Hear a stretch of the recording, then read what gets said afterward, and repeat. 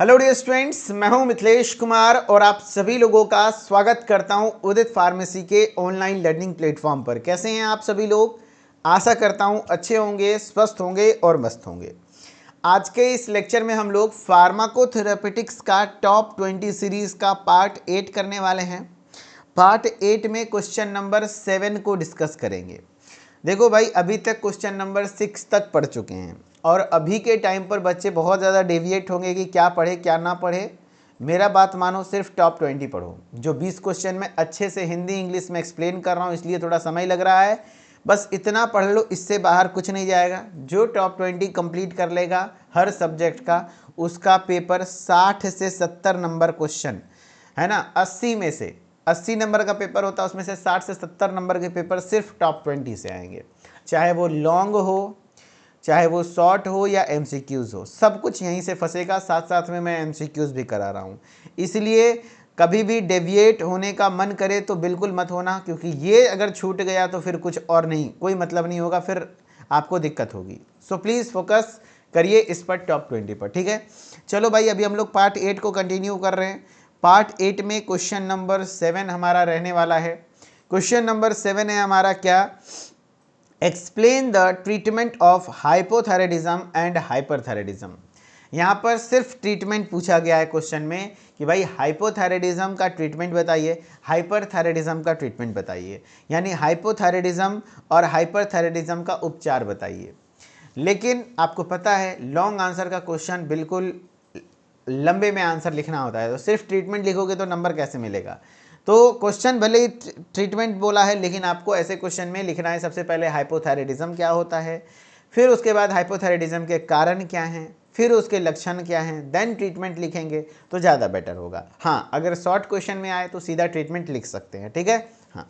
तो सबसे पहले हम लोगों को हाइपोथायराइडिज्म और हाइपरथायराइडिज्म का मतलब समझना होगा।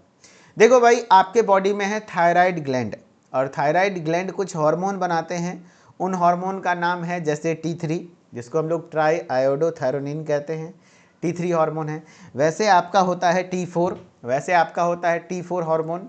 फिर वैसे होता है कैल्सीटोनिन, है ना, T3 T4 calcitonin. Thyroid gland ये 3 हार्मोन बनाता है। अगर आपके बॉडी में ये थायराइड हार्मोन्स, जो ये T3 T4 है मेनली, ये अगर नॉर्मल हैं तब तो कोई दिक्कत नहीं होगी।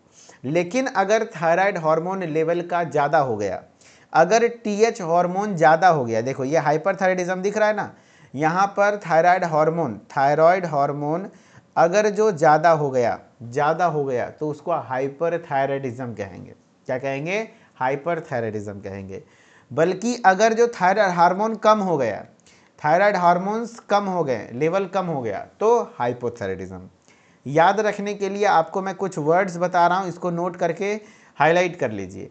कहीं पे भी हाइपो वर्ड लगा रहे, इसका मतलब हुआ है कम हुआ है ना। जैसे देखो हाइपोथायरॉयडिज्म, तो हाइपो मतलब कम होना, थायराइडिज्म मतलब थायराइड का मात्रा कम होना, यानी हाइपो का मतलब होता है कम होना, है ना। हाइपो ऐसे बोलते हैं। और हाइपर, हाइपर काहे इतना हाइपर हो रहे हो, जो ज़्यादा गुस्सा होता है उसको हाइपर कहते हैं ना। यस, तो हाइपर वर्ड, जैसे हाइपर टेंशन, तो ब्लड प्रेशर हाई होता है तो उसको हाइपर टेंशन, अगर ब्लड प्रेशर कम होता है तो उसको हाइपोटेंशन।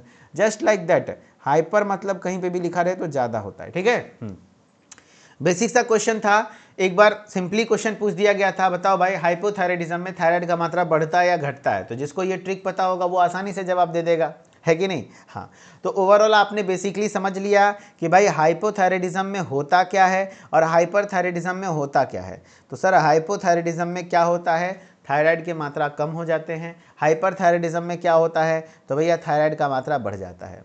अब ये होता कैसे है, क्यों होता है, वो भी समझेंगे बिल्कुल बेसिक तरीके से, आराम आराम से। चलिए, तो यहाँ पर आई होप कि आपको चीज़ें क्लियर आ रही होंगी। सबसे पहले हम लोग किसके बारे में पढ़ रहे हैं, तो हाइपर, है ना, हाइपोथायराइडिज्म के बारे में पढ़ रहे हैं, यानी कि थायराइड का मात्रा कम हो जाता है ना। यहाँ पर एक सिंपल सा में लिख दूँ मैं, thyroid hormone, thyroid hormone, thyroid hormone का मात्रा क्या हो जाता है, कम हो जाता है, डिक्रीज हो जाता है, तो उसको हाइपोथायराइडिज्म कहते हैं।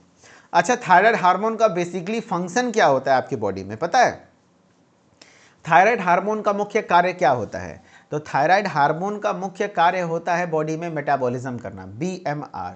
बेसिक मेटाबॉलिक रेट को कंट्रोल करता है, जिसको हम लोग मेटाबॉलिज्म बोलते हो। जो भी आपके शरीर में एनर्जी बन रही है, तो कैसे बन रहा है, कार्बोहाइड्रेट टूट रहा है ग्लूकोज में, ग्लूकोज से एनर्जी बन रही है, तो ये मेटाबॉलिज्म है। यानी आपके बॉडी में जो भी रिएक्शंस है, फैट टूट रहा है, प्रोटीन टूट रहा है, ये सब टूटना, तो ये सब मेटाबॉलिज्म कहलाता है। करेक्ट, हाँ। तो ये थायराइड हार्मोन का काम ही है ये मेटाबॉलिज्म करना। लेकिन अगर ये थायराइड हार्मोन की कमी हो गई तो ये मेटाबॉलिज्म क्या हो जाएगा, स्लो हो जाएगा। अगर मेटाबॉलिज्म स्लो होगा तो आपके बॉडी में फैट, कार्बोहाइड्रेट, ये सब ज़्यादा जमा होने लगेगा, क्योंकि ये टूट नहीं पाएगा, मेटाबॉलिज्म स्लो हो गया। जिससे क्या होगा, मेटाबॉलिज्म स्लो होगा। एंड मेटाबॉलिज्म स्लो होगा तो क्या होगा, बॉडी का वेट गेन होने लग जाएगा, क्योंकि जो आपका फैट वगैरह है वो जमा होने लग जाएगा, चर्बी बनने लग जाएगा, उससे एनर्जी नहीं बनेगी। तो समझ रहे हो बात को? यस। तो हाइपोथायराइडिज्म में एक्चुअली मेटाबॉलिज्म स्लो हो जाता है, वेट गेन होने लग जाता है ना, ये होता है हाइपोथायराइडिज्म। ठीक है, हाँ। तो ये कंडीशन क्या है, देखो भाई, पढ़ो, आराम से समझते हैं। कह रहा इट इज़ अ कंडीशन, ये एक ऐसा कंडीशन है where the metabolism slows down. ठीक है, मेटाबॉलिज्म स्लो होता है due to decreased thyroid hormone level in the blood, क्योंकि ब्लड में थायराइड हार्मोन के लेवल कम हो जाते हैं, इसलिए। क्योंकि थायराइड हार्मोन का मेन काम ही है मेटाबॉलिज्म। तो सबसे पहले बताओ, हाइपोथायराइडिज्म में क्या होगा, metabolism slow down, metabolism slow down हो जाएगा। अच्छा सर, मेटाबॉलिज्म स्लोज डाउन का मतलब जो आपके बॉडी में मेटाबॉलिज्म हो रहे हैं, लिविंग रिएक्शंस, बॉडी में जो रिएक्शंस होते हैं, जैसे कार्बोहाइड्रेट का टूटना, जैसे ग्लूकोज एनर्जी बनता है, फैट का टूटना, प्रोटीन का टूटना, ये सब मेटाबॉलिज्म के अंतर्गत आता है, वो सब धीमा हो जाएगा। ठीक है, और यही चीज़ें हाइपरथायराइडिज्म हो जाएगी, तब क्या होगा, तो ये ज़्यादा फास्ट हो जाएगा। समझ रहे हो, मेटाबॉलिज्म फास्ट हो जाएगा। अगर मेटाबॉलिज्म स्लो हुआ तो आपके बॉडी में जो भी फैट, कार्बोहाइड्रेट, प्रोटीन है वो जमा होने लगेगा, जिससे वेट गेन होने लग जाएगा। ठीक है, हाँ। तो यह एक ऐसी अवस्था है, देखना ध्यान से सुनना, ये क्या बोल रहा है कि यह एक ऐसी, मतलब उसी को हिंदी में, यह एक ऐसी अवस्था है जिसमें रक्त में थायराइड हार्मोन का स्तर कम होने के कारण शरीर का जो मेटाबॉलिज्म है वो धीमा हो जाता है। बहुत बढ़िया। It occurs when the thyroid gland does not produce and secret enough thyroid hormones. Yes, कमी क्यों होगी, जब थायराइड ग्लैंड आपके बॉडी में एनफ मात्रा में जितना जरूरत है उतना थायराइड हार्मोन नहीं बना पा रहा है। हाँ, तो ये बोल रहा है यह तब होता है जब थायराइड ग्रंथि पर्याप्त मात्रा में थायराइड हार्मोन का निर्माण और स्राव नहीं कर पाती है। करेक्ट, हाँ। This slowing down of metabolism affects the entire body. ये जो मेटाबॉलिज्म स्लो होता है ये पूरे शरीर को अफेक्ट करता है, पूरे शरीर का वजन वगैरह बढ़ने लगता है।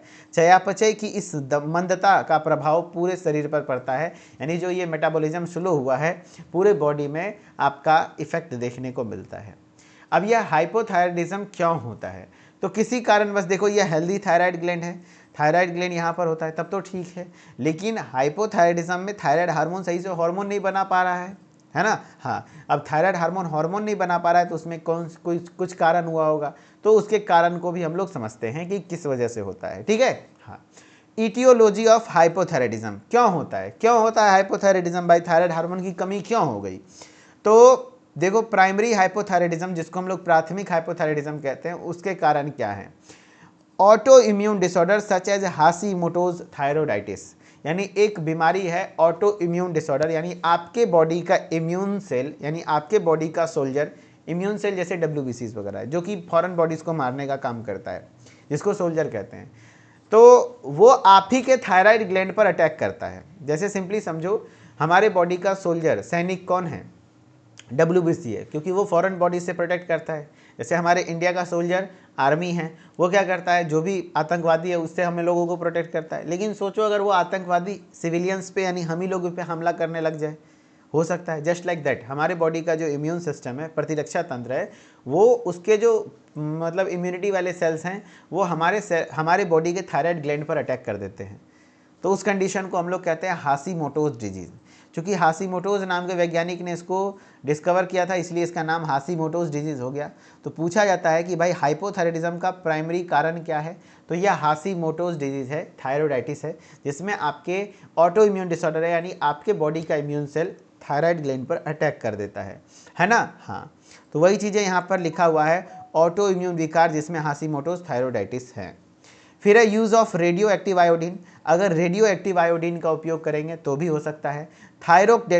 मान लो कि थायरोडेक्टोमी हो जाए किसी का थायराइड ग्लैंड में ट्यूमर वगैरह होने की वजह से थायराइड की सर्जरी कर दी गई है, surgical removal of thyroid gland. अगर सर्जिकल रिमूवल कर दिए हैं थायराइड ग्लैंड का तो उस कंडीशन में भी थायराइड का मात्रा कम हो जाएगा। Over use of anti thyroid medications, मान लो एंटी थायराइड मेडिकेशंस आप ज़्यादा ले लियो, मान लो आपका पहले से थायराइड का मात्रा ज़्यादा हो रहा था, हाइपरथायराइडिज्म था, लेकिन आप उसके लिए एंटी थायराइड दवा ले रहे हैं। अब एंटी थायराइड दवा में लगातार बहुत ज़्यादा ले लिए तो उससे भी थायराइड का मात्रा कम होगा और आपको हाइपोथायराइडिज्म हो सकते हैं। ठीक है, हाँ, कई बार होता है आपके डाइटरी आयोडीन डेफिशिएंसी, आपके डाइट में अगर आयोडीन की कमी होगी। पता याद रखना, थायराइड के हार्मोन के लिए, थायराइड हार्मोन के सिंथेसिस के लिए क्या चाहिए होता है, आयोडीन चाहिए होता है ना। हाँ, क्योंकि याद करो T3 हार्मोन में ट्राई आयोडोथायरोनिन, T4 में टेट्रा आयोडो, तो आयोडीन की रिक्वायरमेंट होती है। तो अगर आपके डाइट में आयोडीन की कमी है या रेडियो एक्टिव आयोडीन यूज़ कर रहे हैं तो उस कंडीशन में आपको हो सकता है। ये तो था प्राइमरी, जो कि प्राथमिक कारण है, प्राथमिक हाइपोथायराइडिज्म कहलाता है। लेकिन और भी कुछ कारण है, सेकेंडरी हाइपोथायराइडिज्म, है ना, जिसमें आपका क्या होता है, आपकी बॉडी में TSH का सिक्रीशन कम हो जाता है ना। Low level of TSH secretions due to pituitary gland dysfunctions, यानी पिट्यूटरी ग्लैंड के डिस्फंक्शन की वजह से TSH का सिक्रेशन कम हो जाता है, तो उसको हम लोग क्या कहते हैं, जो TSH क्या है, थायराइड स्टिमुलेटिंग हार्मोन, अगर ये मात्रा कम हो जाता है तो उससे क्या होता है कि आपका थायराइड का मात्रा कम हो जाता है। ठीक है, हाँ, पिट्यूटरी ग्रंथि के विकार के कारण TSH स्राव का कम होना, सेलुलर एंजाइम्स डिप्रेस हो जाना, ये सब भी कारण हैं। ठीक है, अब है clinical manifestation of hypothyroidism. Clinical manifestation of hypothyroidism मतलब सिम्टम क्या क्या हैं, सिम्टम क्या क्या हैं। सबसे पहला सिम्टम है वजन बढ़ना। क्यों? क्योंकि मेटाबॉलिज्म क्या हुआ है, स्लो हो गया है, मेटाबॉलिज्म स्लो हो गया है, इसलिए यहाँ पर वजन बढ़ने लग जाता है, वेट गेन। अब वेट गेन होगा तो जाहिर सी बात है शरीर का वजन बढ़ेगा, थकावट ज़्यादा होगी, और चूंकि यहाँ पे मेटाबॉलिज्म स्लो हो गया है तो सही से डाइजेशन वगैरह नहीं हो पाएगा, तो इसलिए कब्जियत का शिकायत होगा और आपका डिप्रेशन का शिकायत भी होगा। Numbness and tingling sensation in hands, हाथों में सुन्नपन और झंझनाहट लगेगा, है ना, हाथों में झुंझुनी वगैरह ज़्यादा लगेगी। Feeling of pain all over the body, पूरे बॉडी में दर्द का अनुभव होने वाला रहता है। किसमें? हाइपोथायराइडिज्म में। हाई ब्लड कोलेस्ट्रॉल लेवल, यानी ब्लड में कोलेस्ट्रॉल का लेवल बढ़ जाएगा। स्किन ड्राई हो जाएंगी। Heavy and frequent menstrual cycle, yes, बार बार मासिक धर्म आना, जैसे 28 दिन का साइकिल है तो 20 दिन 15 दिन का ही साइकिल होने लग जाता है, यानी कि मेंस्ट्रुअल साइकिल भी डिस्टर्ब होती है। चेंजेस इन फेशियल फीचर्स, चेहरे की बनावट में भी परिवर्तन, यानी सूजन या फुलाव, यानी चेहरा थोड़ा सा ज़्यादा फूल जाता है। ठीक है, लोअर वॉइस, आवाज़ भारी होना, एक्सेसिव फॉरगेटफुलनेस, अत्यधिक भूलने की आदत होना, ये कुछ सिम्टम्स है। अब क्या एक बगल से इतना सारा चीज़ नहीं, कोई 4-5 पॉइंट लिख दो, सिम्टम में काम चल जाएगा। जैसे वजन बढ़ना, थकान होना, डिप्रेशन होना, कॉन्स्टिपेशन होना, झंझनाहट महसूस होना, ड्राई स्किन होना, कुछ मेंस्ट्रुअल साइकिल डिस्टर्ब होना, ब्लड कोलेस्ट्रॉल बढ़ना, कुछ 2-4 पॉइंट्स 5 पॉइंट्स लिख दोगे, काम हो जाएगा। ठीक है, वही चीज़ें देखो क्लिनिकल मैनिफेस्टेशन लिखी हुई है, जिसको मैंने अच्छे से बता दिया। ये पेज की कोई रिक्वायरमेंट नहीं है, मैंने इसको अच्छे से एक्सप्लेन कर दिया है। ठीक है, चलो भैया, अब हम लोग बात करते हैं फार्माकोलॉजिकल मैनेजमेंट की, कि इसमें लिए कौन सी दवा चलती है ना, फार्माकोलॉजिकल मैनेजमेंट ऑफ हाइपोथायराइडिज्म। तो देखो भैया, यहाँ पर अगर किसी को हाइपोथायराइडिज्म है, यानी थायराइड की कमी है, तो उस कंडीशन में हम लोग सीधा उनके लिए थायराइड हार्मोन ही प्रोवाइड कर देते हैं, टैबलेट के फॉर्म में होता है लीवोथायरोक्सिन, है ना, याद रखना, levothyroxine, it is the drug of choice for hypothyroidism. पूछा गया सवाल है, बताओ drug of choice, drug of choice जो होता है वो हाइपोथायराइडिज्म का कौन सा होता है, तो ड्रग ऑफ चॉइस है लीवोथायरोक्सिन। क्यों? क्योंकि ये लीवोथायरोक्सिन एक्चुअली है कुछ और नहीं, T4 ही है, T4 ही है ना, जिसके बॉडी में थायराइड का मात्रा कम है, तो ये सीधा सीधा बना बनाया T4 दे दो, तो बॉडी में धीरे धीरे कंट्रोल हो जाता है ना। हाँ, तो लीवोथायरोक्सिन में होता क्या है भैया, तो देखना, ध्यान से सुनना, ये करता कैसे काम। तो लीवोथायरोक्सिन ये हाइपोथायराइडिज्म के लिए प्राथमिक पंक्ति यानी ड्रग ऑफ चॉइस की दवा है, काफ़ी बार पूछी गई है। Patients are advised to take levothyroxine on an empty stomach 30 minutes before breakfast to avoid absorption problem. Absorption problem को रोकने के लिए, मतलब हर रोज पेशेंट को लगातार खाना खाने से 30 मिनट पहले लेने के लिए बोला जाता है। डेली एक गोली लेना होता है अकॉर्डिंग टू लेवल, भैया उसके बॉडी में किस लेवल का TSH वगैरह है उसके आधार से रिपोर्ट वगैरह देखते हुए किसी को 25 का, किसी को 100 का, किसी को मतलब 25 mg, किसी को इस हिसाब से 50 mg 100 mg तक का भी आता है डोज के हिसाब से चलता है, ठीक है। हाँ, लेकिन खाना खाने से पहले ब्रेकफास्ट में मतलब कह सकते हो ब्रेकफास्ट से पहले आधे घंटे पहले भूखे पेट में लेना होता है ये दवा, ताकि एब्जॉर्प्शन में कोई दिक्कत नहीं हो। एंड रेगुलर बेसिस पे 1 से 1.5 महीने की खुराक दी जाती है, फिर नॉर्मल हो जाता है। यानी रोगियों को सलाह दी जाती है कि नाश्ते में 30 मिनट पहले खाली पेट लें ताकि अवशोषण में बाधा ना हो, ठीक है। हाँ, serum TSH should be monitored, ध्यान रखना इसका दवा जब भी चलता है तो उसके साथ साथ TSH का लेवल मॉनिटर करते रहते हैं हम लोग, है ना। आफ्टर स्टार्टिंग लीवोथायरॉक्सिन शुरू करने के बाद सीरम TSH की नियमित जांच करनी चाहिए, ठीक है। इसी से पता चलता है कि भैया आपका थायराइड का मात्रा कम हो रहा है या बढ़ रहा है, ठीक है। हाँ, the starting dose is approximately 1.6 microgram पर kg पर डे, इतना डोज होता है स्टार्टिंग डोज। प्रारंभिक मुख्य खुराक 1.6 माइक्रोग्राम पर किलोग्राम प्रतिदिन है। लीवोथायरॉक्सिन, अगर मान लो किसी को लीवोथायरॉक्सिन से उतना अच्छा रिस्पॉन्स नहीं मिल रहा है तो उस कंडीशन में लीवोथायरॉक्सिन में एक्चुअली T4 होता है तो उसके साथ साथ T3 भी दिया जाता है। ट्राईआयोडोथायरोनिन कॉम्बिनेशन थेरेपी दी जाती है कि अगर सिर्फ लीवोथायरॉक्सिन से नहीं हो पाएगा तो हम ट्राईआयोडोथायरोनिन यानी T3 भी देंगे।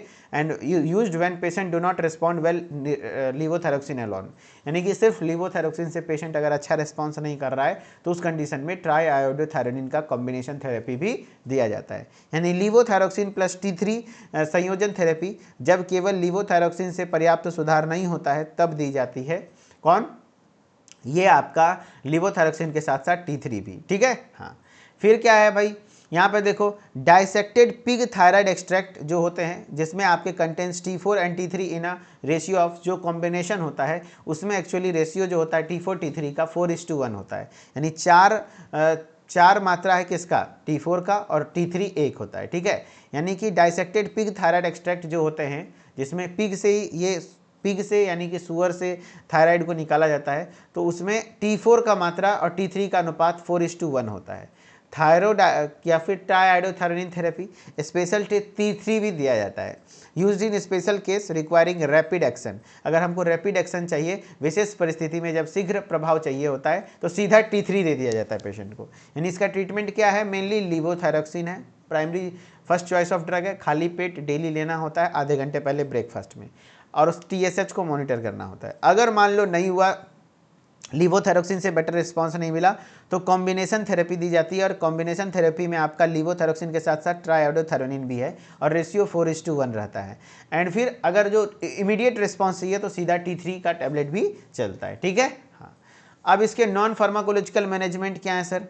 नॉन फार्माकोलॉजिकल मैनेजमेंट जिसमें हम दवा का उपयोग तो नहीं करते हैं लेकिन फिर भी कुछ खान पान ये वो लंच फन सब कुछ सही रखना हो तो एक्सरसाइज आपको यहाँ पे करना होता है। Boost energy by stimulating thyroid hormone production, क्योंकि जब आप एक्सरसाइज करते हो तो आपका थायराइड ग्लैंड स्टिमुलेट होता है कि थोड़ा सा थायराइड हार्मोन बने, एंड आपकी टिश्यू सेंसिटिविटी भी बढ़ती है थायराइड हार्मोन के लिए, यानी ओवरऑल जो आपके बॉडी में थायराइड की कमी है वो फुलफिल होता है। तो एक्सरसाइज करना चाहिए थायराइड के पेशेंट्स को मॉर्निंग में कम से कम आधे घंटे से 45 मिनट और शाम में भी आधे घंटे से 45 मिनट, जब तक पेशेंट का पसीना ना गिरने लग जाए तब तक एक्सरसाइज करना चाहिए।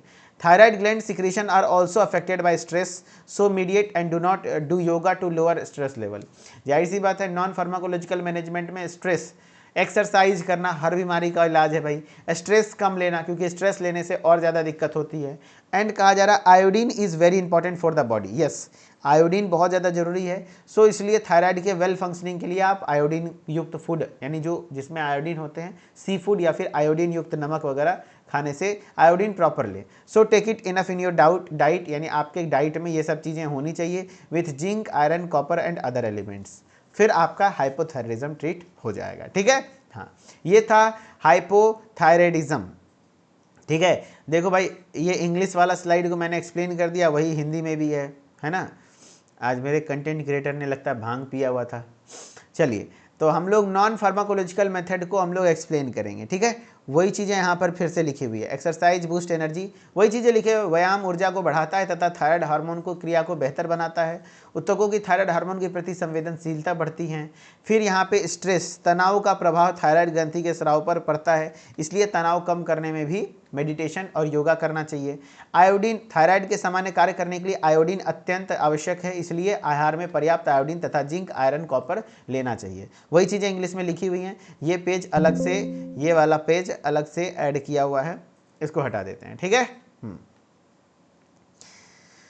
चलो भाई, हाँ ये हो गया। अब कुछ क्वेश्चंस करके देखो। पहले तो हम लोग रिवीजन करते हैं हाइपोथायराइडिज्म्स, फिर हम लोग क्वेश्चन करेंगे। देखो भाई, मैंने पढ़ाया क्या, हाइपोथायराइडिज्म और हाइपरथायराइडिज्म। एक ऐसा सवाल जो कि कंफर्म, देख लो भाई, आप एक क्लास करते हो 5 नंबर कंफर्म होता है आपके एग्जाम में, या तो हाइपो या तो हाइपर कंफर्म आना है मतलब आना है, यही जान लो, ठीक है। हाँ, तो हाइपोथायराइडिज्म में क्या होता है, थायराइड का मात्रा कम होता है, उससे क्या होता है, मेटाबॉलिज्म स्लो हो जाती है ना। हाँ, क्यों ऐसा होता है, तो आपके थायराइड ग्लैंड सही मात्रा में प्रोड्यूस नहीं कर पाता है थायराइड हार्मोन्स, ठीक है। हाँ, अब ये किस वजह से होता है, तो ऑटो इम्यून डिजीज है हाशीमोटोज थायराइडाइटिस, उसकी वजह से हो सकता है, या तो रेडियो एक्टिव आयोडीन की वजह से हो सकता है, थायराइडेक्टमी की वजह से हो सकता है, या तो एंटी थायराइड मेडिकेशन की वजह से हो सकता है, आयोडीन की कमी की वजह से हो सकता है, या तो TSH का सिक्रेशन कम होने की वजह से हो सकता है। ये सब अलग अलग कारण हैं।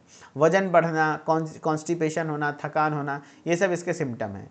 ट्रीटमेंट में लीवोथायरोक्सिन है, नहीं सुनेगा तो लीवोथायरोक्सिन प्लस ट्राइआयोडोथेरेनिन कॉम्बिनेशन थेरेपी देंगे, नहीं तो फिर इमीडिएट रिलीफ के लिए ट्राइआयोडीन थेरेपी यानी कि सीधा T3 का दिया जाता है। नॉन फार्माकोलॉजिकल मैनेजमेंट में एक्सरसाइज करना है, स्ट्रेस कम लेना है, आयोडीन युक्त फूड लेना है, नॉर्मल हो जाएगा, ठीक है। ये था हाइपोथायराइडिज्म।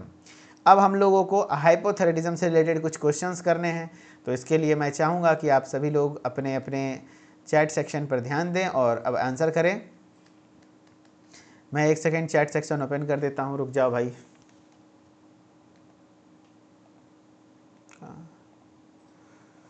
कहाँ चला गया, अरे यार, ये क्या हो रहा है ऐप में। चलो भाई, चलो भाई, देखो मुझे चैन से पढ़ाने दोगे ना तो मैं बहुत अच्छे से समझा दूंगा, खुद ही रिपीट करता हूँ। चलो आंसर करो। रेडियो एक्टिव आयोडीन होते हैं, ठीक है, हार्मफुल आयोडीन होता है वो। व्हाट काउजेज ऑफ हाइपोथायराइडिज्म्स, बताओ भाई। एक्सेस थायराइड हार्मोन प्रोडक्शन, क्या बात करो, थायराइड हार्मोन ज़्यादा बनेगा तो हाइपो क्यों होगा, हाइपर ना होगा। Decrease secretion of thyroid hormones, yes, कहीं पे भी हाइपो वर्ड लगा हो, कम। आंसर बी कर दोगे, करेक्ट, बहुत बढ़िया। अगला है, what is the effect of hypothyroidism on metabolism, बताओ हाइपोथायराइडिज्म का मेटाबॉलिज्म पर क्या इफेक्ट पड़ेगा। चूंकि हाइपो है यानी कम हुआ है, अगर ये कम हुआ है तो मेटाबॉलिज्म भी स्लो होगा, मेटाबॉलिज्म स्लो होगा। तो क्या है, नो चेंज, ऐसा नहीं है भाई, मेटाबॉलिज्म मेन काम है इसका, मेटाबॉलिज्म स्पीड अप नहीं भाई, metabolism slows down, yes, answer C, answer C, है ना। What is the drug of choice for treating hypothyroidism, drug of choice पूछा हुआ क्वेश्चन है मेरे दोस्त, प्रीवियस ईयर क्वेश्चन है। बताओ भाई, ड्रग ऑफ चॉइस क्या होता है, try iodothyronine, dissected thyroid extract, या लीवोथायरोक्सिन, या आयोडीन, आयोडीन या फिर आयोडीन सप्लीमेंट्स। तो levothyroxine is the drug of choice, answer C. चलो भाई, तो हाइपरथायराइडिज्म पढ़ें, जिसको जिसको हाइपोथायराइडिज्म समझ में आ गया हो। चलो भाई, अब आ जाओ हाइपरथायराइडिज्म, बिल्कुल आसान है, जस्ट उसका अपोजिट। वहाँ थायराइड हार्मोन कम हो रहा था तो यहाँ ज़्यादा हो जाएगा, वहाँ मेटाबॉलिज्म स्लो हो रहा था तो यहाँ स्पीड हो जाएगा, वहाँ बॉडी वेट बढ़ रहा था तो यहाँ बॉडी वेट घट जाएगा, क्योंकि मेटाबॉलिज्म होगा, बॉडी वेट घट जाएगा, है ना। हाँ, चलो, तो हम लोग यहाँ पर क्या है भाई, देखो ध्यान से, क्या होता है हाइपरथायराइडिज्म में, the thyroid gland creates and release more hormones than the body need, body need से ज़्यादा थायराइड हार्मोन बनाने लग जाता है, which results in this disease, जिसको हम लोग हाइपरथायराइडिज्म कहते हैं, करेक्ट। यह एक ऐसी अवस्था है जिसमें थायराइड ग्रंथि शरीर की आवश्यकता से अधिक मात्रा में थायराइड हार्मोन का निर्माण करता है और स्राव करती है। थायराइड हार्मोन की अधिकता के कारण शरीर का चयापचय यानी मेटाबॉलिज्म सामान्य से अधिक तेज हो जाता है, ठीक है। यहाँ पे देखो मेटाबॉलिज्म बढ़ जाता है, तो वही लिखा जा रहा है ना। मेटाबॉलिज्म फास्ट होता है, याद रखना, मैं यहाँ पे लिख देता हूँ, देखो हिंदी में लिखा हुआ है, इंग्लिश में नहीं लिखा हुआ है। मेटाबॉलिज्म फास्ट होता है, मेटाबॉलिज्म फास्ट हो जाता है, ठीक है, स्पीड अप हो जाता है। कारण क्या क्या है भाई, तो हाइपरथायराइडिज्म होने का भी एक कारण है ऑटो इम्यून डिजीज है, एक ग्रेव्स बीमारी। यहाँ से सवाल बनते हैं, एक तो हाशीमोटोज है, यानी हाशीमोटोज में हाइपोथायराइडिज्म होता है और ग्रेव्स डिजीज में हाइपरथायराइडिज्म होता है। यहाँ पर भी क्या होता है, आपका बॉडी का इम्यून सिस्टम थायराइड ग्लैंड को जाके छेड़छाड़ करता है, उस पर अटैक कर देता है, जिससे थायराइड हार्मोन, थायराइड ग्लैंड डर जाता है और ओवर एक्टिव हो जाता है एंड ज़्यादा हार्मोन बनाने लग जाता है। ठीक है, हाँ। तो एक बार पूछा गया था, बताओ हाशीमोटोज डिजीज किसका कारण है, हाइपो का कि हाइपर का? अगर किसी को हाशीमोटोज डिजीज हुआ तो ऐसे लिखना, हंसते हंसते क्या हो जाएगा, हंसते हंसते थायराइड कम हो जाएगा, ज़्यादा हंसोगे थायराइड कम हो जाएगा, यानी कि हाशीमोटोज डिजीज हाइपोथायराइडिज्म, है ना। हाँ, और ग्रेव्स डिजीज हाइपरथायराइडिज्म। ठीक है, हाँ। तो ग्रेव करना मतलब क्या होता है, किसी चीज़ को समेटना, ग्रेव करना, है ना। तो ज़्यादा ग्रेव करोगे तो बढ़ जाएगा, वही वाली बात है।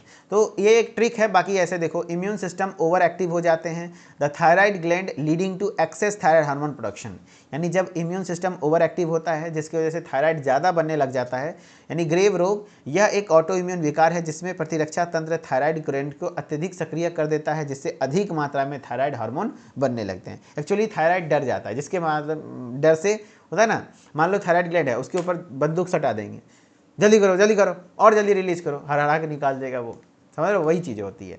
थायराइड नोड्यूल्स, यस, आपके थायराइड के ऊपर नोड्यूलर स्ट्रक्चर बन जाते हैं। जैसे देखो, थायराइड में थोड़ा सा अलग अलग नोड जैसा स्ट्रक्चर बनने लग जाता है, तो उस वजह से भी होता है।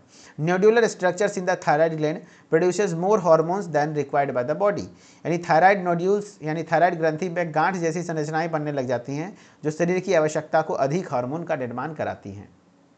ये देखो, आपका ग्रेव्स डिजीज़ है जिसमें आपके ज़्यादा ऑटो इम्यून डिजीज़ है, जिससे क्या होता है, ज़्यादा हार्मोन बनने लगता है। या तो थायरोडाइटिस हो जाए, यानी it is the inflammation of thyroid gland, मान लो थायराइड ग्लैंड में इन्फ्लामेशन हो गए, है ना, हाँ, तो which may occur within a year after birth. ठीक है, यानी थायरोडाइटिस यह थायराइड ग्रंथि की सूजन है जो कि अक्सर प्रसव के 1 वर्ष के भीतर यानी पोस्टपार्टम में हो सकती है, यानी कि जो नॉर्मल डिलीवरी हुई है तो उसके 1 मंथ के अंतर्गत हो सकता है। या तो आयोडीन एक्सेस में खा लें, देखो आयोडीन कम खाओगे तो हाइपोथायराइडिज्म, ज़्यादा भी आयोडीन खा लोगे तो भी दिक्कत है। High intake of iodine through diet और medicine can increase thyroid hormone production, thyroid hormone ज़्यादा बनने लगेगा, यानी अत्यधिक आयोडीन सेवन या आहार दवाओं के माध्यम से आयोडीन की अधिक मात्रा लेने से थायराइड हार्मोन का उत्पादन बढ़ सकता है। क्या हो सकता है?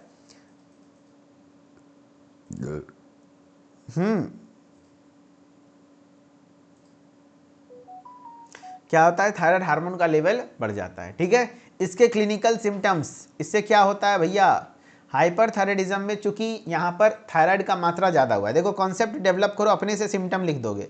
थायराइड ज़्यादा बन रहा है, मेटाबॉलिज्म ज़्यादा होगा, मेटाबॉलिज्म ज़्यादा होगा तो क्या होगा, डाइजेशन ज़्यादा होगा, डाइजेशन ज़्यादा होगा तो क्या होगा, बताओ, डाइजेशन ज़्यादा होगा, है ना, हाँ, तो भूख तेजी से लगेगी, वजन कम होगा, वही वाली बात है। देखो यहाँ पे भूख बहुत तेज लगता है, भूख ऐसा लगता है आदमी को कच्चा चबा जाए, है ना, ऐसा लगेगा जैसे आदमी को कच्चा चबा जाए बहुत जोर से भूख लगेगी। वेट लॉस, वजन कम होने लगेगा, क्यों, क्योंकि मेटाबॉलिज्म ज़्यादा तेजी हो गया है। विजन चेंज, दृष्टि में भी परिवर्तन हो जाएंगे। मेंस्ट्रुअल चेंज यहाँ पे भी होती है, मासिक धर्म इरेगुलर हो जाता है। मसल वीकनेस, मांसपेशियों में कमजोरी। पाल्पिटेशन यानी दिल का तेज धड़कना, यानी थोड़ा सा घबराहट जैसा महसूस होना। डायरिया, दस्त होना। वार्म स्किन यानी त्वचा में गर्म महसूस होना। नेक स्वेलिंग यानी ग्वाइटर जैसी सिचुएशन हो सकती है जिसमें आपका थायराइड ग्लैंड में इन्फ्लामेशन हो जाता है, थायराइड ग्लैंड सूजन हो जाता है, गर्दन में सूजन, है ना। आई बल्जिंग यानी प्रोप्टोसिस, आंखें बाहर निकलना, आंखें बाहर निकल सकती हैं, उभरना, ये सिम्टम है। देखो बल्जिंग आइज वगैरह, एनलार्ज थायराइड है, ये सब सिम्टम्स हैं। ठीक है, जब किसके, हाइपरथायराइडिज्म के। अब इसके फार्माकोलॉजिकल मैनेजमेंट को समझो भैया। अगर किसी को थायराइड का मात्रा ज़्यादा हो गया है तो क्या करोगे भाई, मैनेजमेंट में क्या करते हैं, तो हार्मोन इनिबिटिंग ड्रग्स जैसे मेथिमाजोल, यहाँ पे ऐसे ड्रग्स देंगे जो कि हार्मोन को इनिबिट करेगा। वहाँ पे हम लोग सीधा हार्मोन ही दे रहे थे क्योंकि कम हो गया था तो लिवोथायरॉक्सिन दे रहे थे। यहाँ पर हम क्या देंगे, ऐसे दवा देंगे जो हार्मोन को इनिबिट करेगा, जैसे मेथिमाजोल देंगे, एंड प्रोपाइल थायोरेसिल देंगे। ये 2 ड्रग बहुत इंपॉर्टेंट है, ड्रग ऑफ चॉइस है किसका, हाइपरथायराइडिज्म का, मेथिमाजोल और पीपीटी, प्रोपाइल थायोयूरेसिल। पीपीटी जिसको हम लोग प्रोपाइल थायोयूरेसिल कहते हैं, मिस्टर ताज कह रहे लेकिन ग्वाइटर तो आयोडीन की कमी से होता है। वेरी गुड, आयोडीन की कमी से होता है, लेकिन यहाँ एक्चुअल ग्वाइटर बीमारी नहीं हो रही है, ग्वाइटर जैसी चीज़ें हो सकती हैं, गर्दन में सूजन जैसी चीज़ें हो सकती हैं अगर आप आयोडीन ज़्यादा ले लेते हो। हाँ, माना कि आयोडीन की कमी से थायराइड ग्लैंड में सूजन आ जाता है तो वो एक एक्चुअल ग्वाइटर होता है। यहाँ थोड़ा ग्वाइटर जैसे सिम्टम्स देखने को मिल सकते हैं, उस कारण से भी होता है। ठीक है, हाँ। Hormone inhibiting drugs such as methimazole and propylthiouracil, जो कि हेल्प करता है रिड्यूसिंग थायराइड हार्मोन प्रोडक्शन, जैसे कि थायराइड के हार्मोन के प्रोडक्शन को कम करते हैं। यानी कि दो ड्रग है, मेथिमाजोल याद रखो, मेथिमाजोल और प्रोपाइल थायोरेसिल। मेथिमाजोल और प्रोपाइल थायोरेसिल जो कि ड्रग ऑफ चॉइस है किसके, थायराइड मतलब आपके हाइपरथायरिज्म के। ठीक है, हाँ। फिर है glucocorticoid inhibits the conversion of T4 and to T3, यानी ग्लूकोकॉर्टिकॉइड भी लेते हैं जो कि T4 को T3, क्योंकि T3 ही एक्टिव फॉर्म है ना, हाँ, तो T4 को T3 में कन्वर्ट होने से रोकता है, thereby reducing hormone activity, यानी कुछ ग्लूकोकॉर्टिकॉइड दिया जाता है जो कि T4 को T3 में बदलने में रोकता है, जिससे हार्मोन की सक्रियता कम होती है। करेक्ट।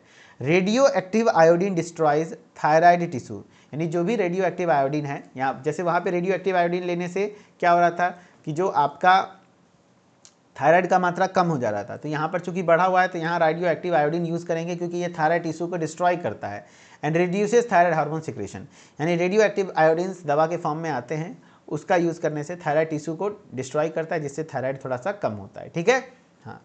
नॉन फार्माकोलॉजिकल मैनेजमेंट क्या क्या है सर, तो नॉन फार्माकोलॉजिकल मैनेजमेंट की मैं बात करूं तो भैया यहाँ पर dietary precautions include reducing iodine intake, यहाँ पर हम बोलेंगे आयोडीन कम से कम लो, यहाँ पे हम क्या बोलेंगे भाई, आयोडीन कम से कम लो, है ना। And maintaining calcium level in the body, body में कैल्शियम के लेवल को मेंटेन करके रखो। हाँ, आहार संबंधित सावधानियों में आयोडीन का सेवन कम करना तथा शरीर में कैल्शियम स्तर बनाए रखना। Regular exercise helps in weight control, चूंकि यहाँ पर वेट क्या कहते हैं बहुत ज़्यादा लॉस होता है, तो वेट थोड़ा सा हल्का एक्सरसाइज करना है। मेंटेनिंग ओवरऑल हेल्थ, याद रखना एक्सरसाइज करना, डाइट चेंज करना, ये सब, स्मोकिंग को क्विट कर देना, ये सब नॉन फार्माकोलॉजिकल मैनेजमेंट कुछ कॉमन टर्म्स है, हर बीमारी में लिख सकते हो। 5 गो पॉइंट कोई भी बीमारी हो, पूछे चाहे नहीं पूछे, नॉन फार्माकोलॉजिकल मैनेजमेंट जरूर लिखना, मैं बता देता हूँ। एक्सरसाइज करना, फिजिकल एक्सरसाइज करना, यस। स्ट्रेस कम लेना, यस। अल्कोहल कम लेना, यस। अल्कोहल ना लेना, स्मोकिंग छोड़ देना, है ना। ये सब 4-5 पॉइंट हैं जो कि हर बीमारी में नॉन फार्माकोलॉजिकल मैनेजमेंट में आ ही जाएगा, तो आपका कहीं ना कहीं कॉपी थोड़ा सा भरेगा। Quit smoking it is a worsen thyroid symptoms, eye problems वगैरह कर सकता है, तो स्मोकिंग छोड़ देना है। ठीक है। चलो क्वेश्चन करो सर। पंजाब में 5 जनवरी को रीअपियर का एग्ज़ाम था 16 जनवरी तक, लेकिन अभी तक रिजल्ट नहीं आया है। आपसे पढ़कर दिए थे, एग्ज़ाम बहुत अच्छा हुआ है, लेकिन अभी टेंशन बढ़ रहा है क्योंकि 7 मई को दोबारा बोर्ड एग्ज़ाम है पंजाब में। चलो कुलदीप भाई, इस बार भी आपने चक दे फटे, है ना, ऐसे ही बोला जाता है ना, एकदम डरना नहीं है, जो बोले सो निहाल, सत श्री अकाल।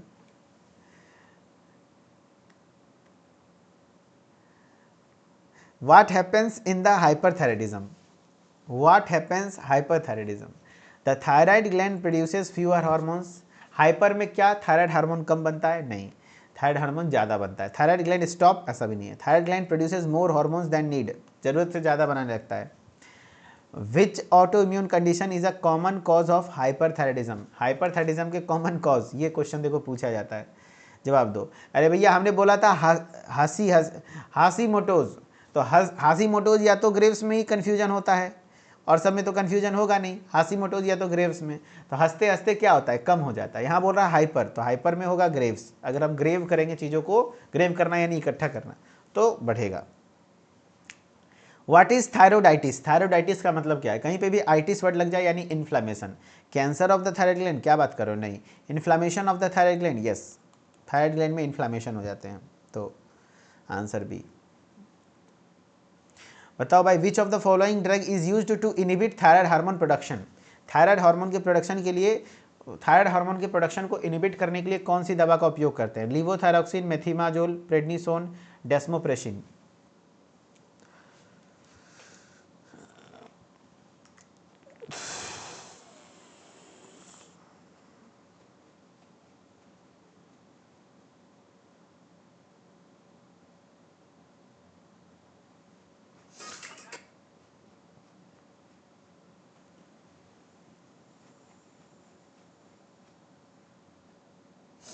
चलो भाई, which of the following drug is use to inhibit thyroid hormone production, तो आंसर हो जाएगा मेथिमाजोल। बहुत बढ़िया आंसर कर रहे हो बी।